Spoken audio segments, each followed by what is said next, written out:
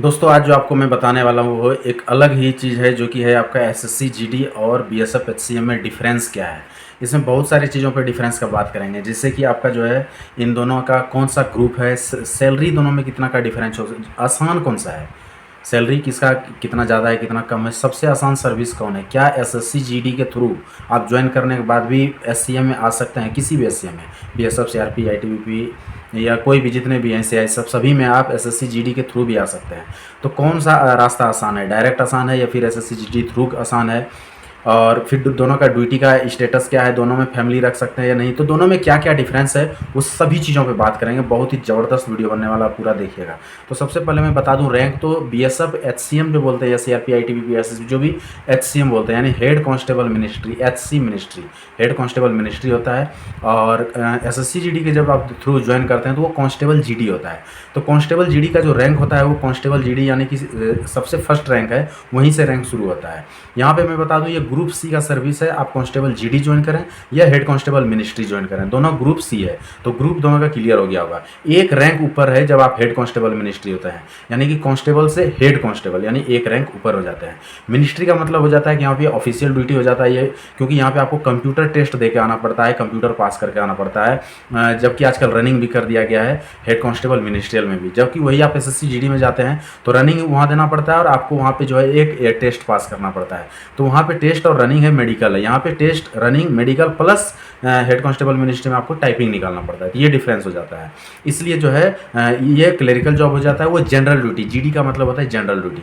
तो कोई भी किसी भी टाइप का ड्यूटी आपसे करवाया जा सकता है, खास करके आपसे स्टैंडिंग ड्यूटी लिया जाएगा, यानी कि आप खड़े होकर आर्म्स के साथ कहीं भी ड्यूटी करेंगे। बीएसएफ में है तो बॉर्डर सिक्योरिटी फोर्स, सीआईएसएफ में है तो आप जानते हैं कि जितने भी औद्योगिक क्षेत्र है या फिर आपका रेलवे स्टेशन वगैरह है, एयरपोर्ट है, रेलवे में मतलब आपका मेट्रो वगैरह आता है, नॉर्मल रेलवे स्टेशन नहीं आता है, एयरपोर्ट आता है, और बड़े बड़े इंडस्ट्रीज आते हैं। फिर आईटीबीपी में तिब्बत बॉर्डर है, उसके बाद एसएसबी जाते हैं तो सशस्त्र सीमा बल है, सीआरपीएफ जानते हैं, सेंट्रल रिजर्व पुलिस है। तो इस तरह से जिसमें आप जाएंगे उस तरह का मतलब ड्यूटी होगा, लेकिन सारे के सारे स्टैंडिंग ड्यूटी हो जाएगा।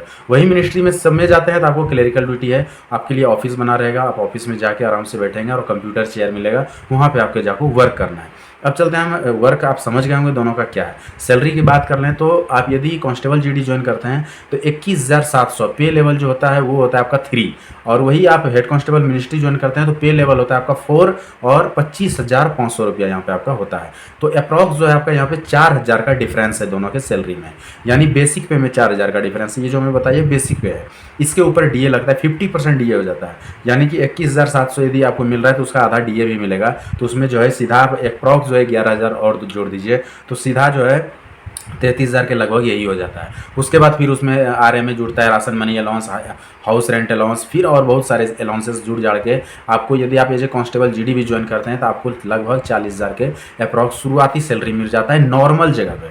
वही हेड कांस्टेबल यदि मिनिस्ट्री ज्वाइन करते हैं तो आपको लगभग 50,000 का, यानी ग्राउंड मतलब ग्रॉस पे जो होगा उसमें लगभग 10,000 का डिफरेंस हो जाएगा। और यदि आप फिर ये 10,000 से ज़्यादा कहीं भी डिफरेंस नहीं होगा, यदि दोनों कहीं कश्मीर वगैरह में इधर उधर ज्वाइन कर गए तो फिर वो वहाँ का अलाउंसेस पे डिपेंड करता है। मान लीजिए 20,000 रुपये अलाउंस है तो दोनों के सैलरी में 20,000 जुड़ जाएगा, इनका 70 हो जाएगा और आपका 60 हो जाएगा, यानी कि डिफरेंस 10,000 का ही रहेगा। अब जो है यहाँ पे आप जानते हैं कि सिलेक्शन प्रोसीजर क्या है। सबसे बड़ी जो यहाँ पे समस्या है वो ये है, हेड कांस्टेबल मिनिस्ट्रियल का भर्ती साल में 2 साल में एक बार आता है, ये अभी तक लगातार नहीं आया, ये साल मतलब 2 साल हो ही जाता है, 2 साल में एक बार आएगा। और आप अप्रॉक्स रख सकते हैं मतलब 1000 से लेकर 1500 के बीच में, इससे ज़्यादा वैकेंसी ये नहीं आता है। और 12वीं पास आपको होना चाहिए। हाइट यहाँ पे थोड़ा सा छूट दिया गया, 165 सेंटीमीटर हाइट चाहिए और आपको यहाँ पे 1.6 किलोमीटर रनिंग निकालना पड़ता है। यह है BSF head constable, CRPF IT, कोई भी हेड कांस्टेबल मिनिस्ट्री का।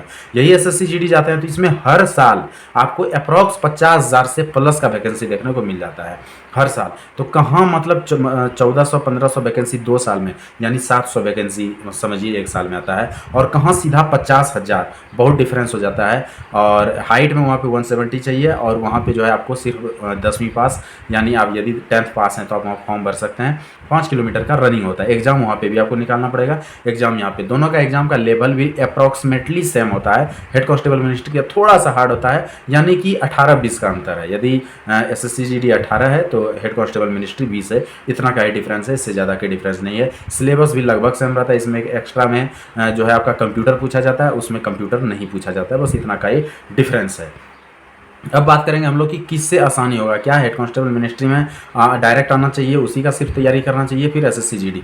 यदि आप एसएससी जीडी के साथ साथ तैयारी कर रहे हैं तो आपको फ़ायदा ये है, एक तो आप वहाँ पे आसानी से सर्विस ले सकते हैं, क्योंकि 50,000 वैकेंसी बहुत बड़ा वैकेंसी, इसके सामने में 50 गुना ज़्यादा है। 50 गुना, कहाँ 1000 कहाँ 50,000 सीधा, और हर साल। तो वहाँ पर आपको एक फ़ायदा हो जाता है। प्लस वहाँ पर आपका 3 से 4 साल सर्विस होने पर आपको डिपार्टमेंटल एग्जाम देने का मौका मिलता है, जो कि बहुत ही ज़बरदस्त अपॉर्चुनिटी है। वहाँ पे आप वहाँ से डायरेक्ट सब इंस्पेक्टर बन सकते हैं, यानी सीधा डबल स्टार लगेगा आपको, जो कि आप बिहार में या कहीं भी दरोगा बोलते हैं, या फिर आप जो है थाना प्रभारी बोलते हैं, इस तरह के रैंक होता है वहाँ पे, जो कि डायरेक्ट आप बन सकते हैं 3 से 4 साल के बाद डिपार्टमेंटल एग्जाम देके। या फिर आप यदि मिनिस्ट्री में आना चाहते हैं तो आप टाइपिंग का तैयारी करते रहें, 3 से 4 साल के बाद आप डिपार्टमेंटल एग्जाम देंगे। वहीं जब डिपार्टमेंटल एग्जाम देंगे तो वहाँ पर वैकेंसी तो अच्छा खासा रहेगा, लेकिन लड़के बहुत कम हो जाएंगे, मतलब सिर्फ डिपार्टमेंटल के ही लड़के इसमें फॉर्म भरेंगे और आप आसानी से वहाँ से निकल सकते हैं। तो यदि किसी का मान लीजिए कि प्रॉब्लम है, नहीं हो पाता ये वो, तो डरने की ज़रूरत नहीं। आप एसएससी जीडी के थ्रू आइए, आपको बहुत बड़ा ऑप्शन मिलता है। वहाँ पे जाके आप किसी भी चीज़ में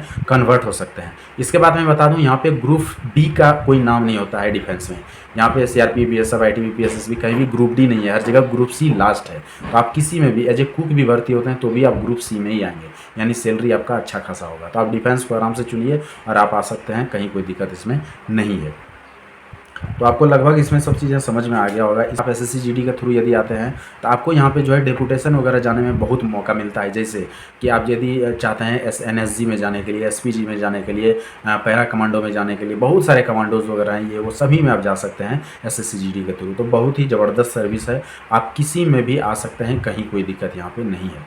इसके अलावा आप कुछ भी जानकारी चाहते हैं डिफेंस से रिलेटेड या फिर एजुकेशन से रिलेटेड कुछ भी, तो क्वेश्चन करें, ज़रूर आपको उसका आंसर मिलेगा। वीडियो अच्छा लगा हो तो लाइक करें, सब्सक्राइब जरूर कर दें इस चैनल को। ऐसा वीडियो मैं आप लोगों के लिए हमेशा लेके आते रहूँगा, जिससे आप मोटिवेट रहें और कोई ना कोई गवर्नमेंट जॉब जल्दी लें, जो भी आपका इच्छा है।